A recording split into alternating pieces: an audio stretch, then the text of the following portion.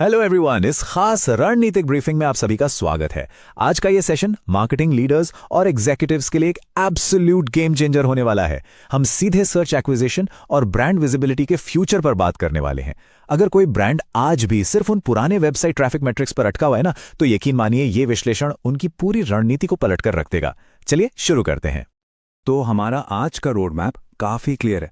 सबसे पहले AI search shift को समझेंगे, उसके बाद कुछ कॉमन गलतफहमियों को दूर करेंगे, फिर एसईओ और जियोमेट्रिक्स के बीच का डिफरेंस देखकर ये जानेंगे कि जियो को प्रायोरिटी कब देनी है, और आखिर में एक सॉलिड 7 स्टेप जियो प्लेबुक पर बात करेंगे। ऑलराइट, पार्ट 1, एआई सर्च में बदलाव। कंज्यूमर सर्च बिहेवियर में जो ये मैसिव डिसरप्शन आया है ना, उसे समझना हमारे लिए बहुत ज़रूरी है।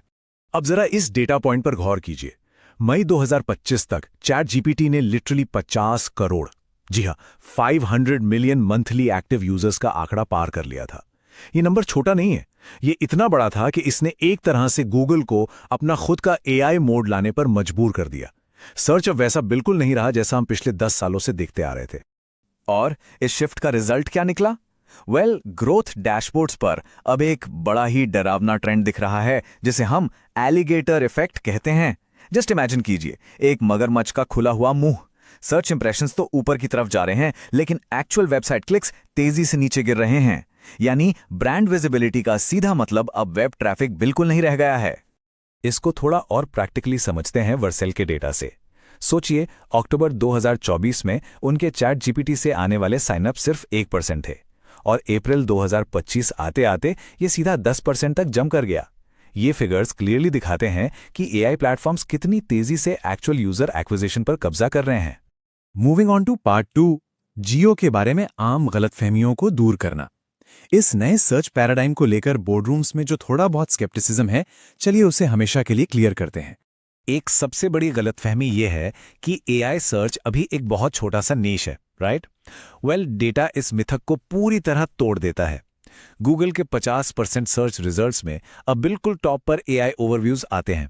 ये कोई छोटा हिस्सा नहीं है, ये लिटरली आधा मार्केट है जो अब एआई डोमिनेट कर रहा है। तो इस नई रियलिटी का सोल्यूशन क्या है? एंटर जियो, यानी जनरेटिव इंजन ऑप्टिमाइजेशन। ये टर्म बोलने में थोड़ा लंबा लग सकता है, पर आज के टाइम में ब्रांड्स के लिए यही नया ऑपरेटिंग मॉडल है। अब गेम सिर्फ उन नीले लिंक्स में दिखने का नहीं है, बल्कि इन एलएलएम जनरेटेड डिटेल्ड आंसर्स के अंदर साइट यानी अपनी जगह बनाने का है। अब आते हैं सेक्शन 3 पर, एसईओ और जियोमेट्रिक्स की तुलना। ये समझना बहुत जरूरी है कि हमारे पुराने मैट्रिक्स इस नई एआई दुनिया में क्यों फेल हो रहे हैं। एक वक्त था जब लोग 3 से 5 वर्ड सर्च करते थे और उन्हें ब्लू लिंक्स का एक ढेर मिल जाता था। वो ट्रेडिशनल एसईओ था। लेकिन जियो की दुनिया एकदम अलग है। यहाँ यूजर्स 20 से ज्यादा वर्ड्स की डिटेल प्रॉम्प्ट्स लिखते हैं और बदले में उन्हें मिलता है सिर्फ एक single well composed answer. Mechanics बिल्कुल चेंज हो चुके हैं। पर यहाँ एक कैच है, जो एक्चुअली एक बहुत बड़ी अपॉर्चुनिटी है। भले ही एआई सर्च का ट्रैफिक वॉल्यूम ट्रेडिशनल सर्च से कम हो, पर एआरएफ्स का डेटा बताता है कि इसका कन्वर्जन रेट 12 गुना, जी हां 12x ज्यादा है। क्योंकि जो यूजर एआई को इतना लंबा प्रॉम्प्ट दे रहा है, उसका इंटेंट बहुत हाई है। वो एग्जैक्ट आंसर ढूंढ रहा है जो डायरेक्टली सुपीरियर साइनअप्स में कन्वर्ट होता है।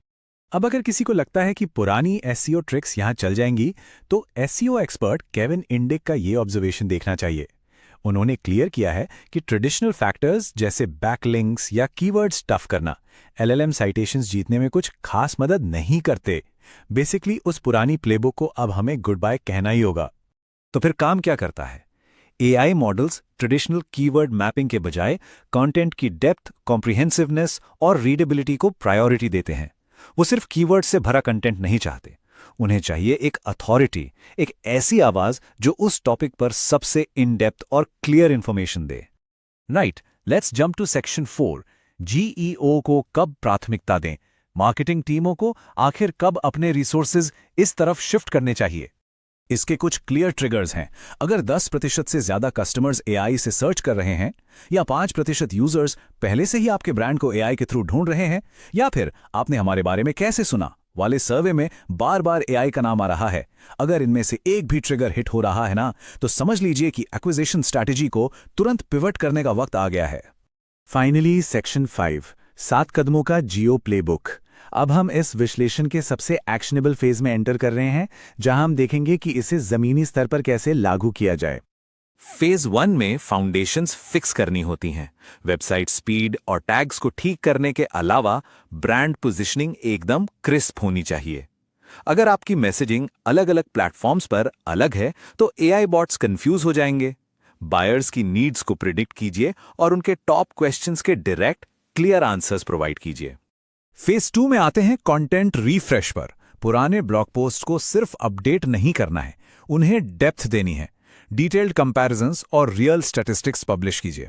आपका अल्टीमेट गोल इंटरनेट पर उस पर्टिकुलर नीश में सबसे डेफिनेटिव आंसर बनना होना चाहिए। और स्टेप 6 एक मेजर शिफ्ट है। आपकी अपनी वेबसाइट अब काफी नहीं है। एक एआई फ्रेंडली फुटप्रिंट बनाने के लिए आपको अपनी वेबसाइट की सीमाओं से बाहर निकलकर पूरे इंटरनेट पर प्रेजेंस बनानी होगी। मैं बात कर रहा हूं हाई ट्रस्ट प्लेटफॉर्म्स की, जैसे Wikipedia, YouTube, Reddit, Quora, LinkedIn, Forbes, G2 और गार्टनर। इन LLMs को थर्ड पार्टी अथॉरिटेटिव डेटा की लगातार भूख होती है। इन सोर्सेस पर एक्टिव रहने से आप एआई को वो डेटा फीड करते हैं जो वो नेचुरली साइट करना चाहता है। और आखिरी स्टेप 7, मॉनिटर, मेजर और ऑप्टिमाइज। सर्च हमेशा से एक कंपाउंडिंग गेम रहा है, इसलिए अब सिर्फ रॉ वेब ट्रैफिक देखने के बजाय LLM visibility, share of voice और ब्रांड सेंटिमेंट को ट्रैक करना एब्सोल्यूट मस्ट है। ये एक कंटिन्यूअस प्रोसेस है। लिंडी फेफनबैक का ये स्टेटमेंट इस पूरी ब्रीफिंग के क्रक्स को परफेक्टली कैप्चर करता है। वो कहती हैं कि हमें वेबसाइट ट्रैफिक को सक्सेस का इंडिकेटर मानना छोड़ना होगा। असल में सर्च के अंदर ब्रांड की विजिबिलिटी वही आगे चलकर सक्सेस की असली चाबी बनने वाली है। मैट्रिक्स की पूरी डेफिनेशन ही बदल चुकी है। तो इस सब के बाद मैं एक सवाल के साथ इस ब्रीफिंग को एंड करना चाहूंगा।